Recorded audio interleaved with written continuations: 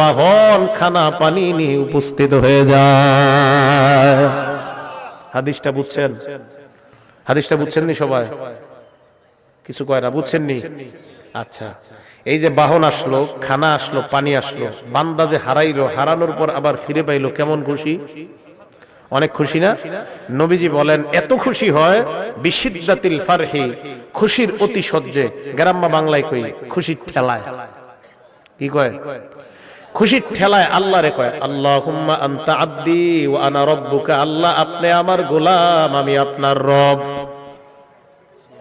হ্যাঁ, আল্লাহরে কয়, মানে এ জানে না এর মুখ দিয়ে কি বের হইছে কইতে পারে না। ঠিক আছে না কথাটা?